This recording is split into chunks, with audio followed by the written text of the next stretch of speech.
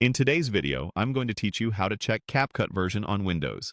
Knowing your exact Capcut version is useful for troubleshooting, confirming compatibility with tutorials or templates, and making sure you're on the same page when contacting support.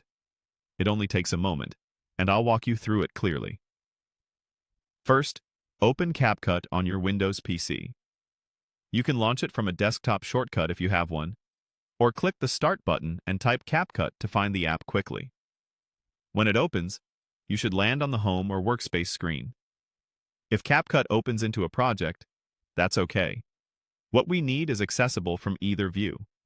Just make sure the window isn't minimized or too small, because some buttons hide when the app is compact. Maximizing the window can help everything appear where it should. Next, click the Settings icon. This is the small gear symbol that's typically visible on the main screen, often in the upper right area of the interface. If you're currently inside a project, look toward the top toolbar. The gear icon should be there as well. Click it to open the Settings panel. If you use multiple monitors or a high DPI display, the panel may appear as a separate window or slide out. Give it a second to load so all the options render properly. Now, look for the version information.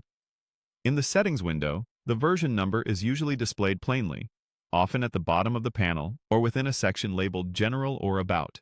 It may appear as a series of numbers, something like Major, Minor, and Build, for example 2.3.1 or similar. That format helps you identify whether you're on a recent release. If you don't see it immediately, scroll through the Settings panel and check for an About Capcut area. Some builds place the version near an Update or Check for Updates button. Today we're just confirming the version, so simply note the number you see. If you need to share it with a teammate or support, write it down exactly as shown, including any extra digits or letters. That's all there is to it. Open Capcut, click the Settings gear, and locate the version number in the Settings panel. Keeping track of your version helps you follow tutorials accurately and identify whether a feature is available in your build.